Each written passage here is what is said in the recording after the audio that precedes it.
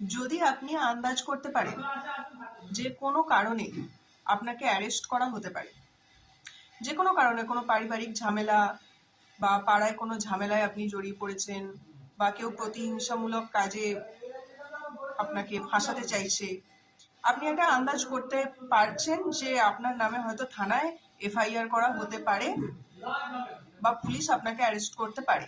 এটা যদি আপনি আগে থাকতে আন্দাজ করতে পারেন, তাহলে আপনি অ্যান্টিসিপেটরি বেল নিয়ে রাখবেন। অ্যান্টিসিপেটরি বেল মানে হচ্ছে আগাম জামিন, যেটা হচ্ছে section 438 of CrPC, criminal procedure code.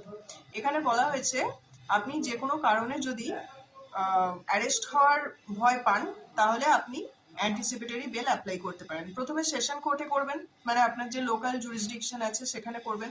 সেখানে যদি আপনার রিজেক্ট হয়ে যায়, আপনি সেটা তাহলে হাইকোর্টে অ্যাপিল করতে পারেন।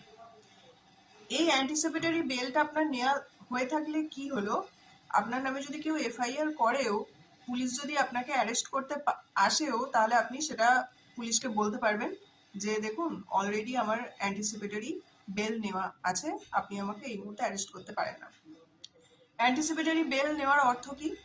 এর অর্থ হচ্ছে আপনি প্রশাসনের কাছে অলরেডি সারেন্ডার করছেন যে আপনি দেশ ছেড়ে কোথাও চলে যাবেন না, এবং আপনি পুলিশকে এবং প্রশাসনকে তাদের তদন্তে সহায়তা করবেন, এবং কোনো তথ্য প্রমাণ লোপাটের কোনো চেষ্টা করবেন না। এটা হচ্ছে অ্যান্টিসিপেটরি বেলের মেন কথা।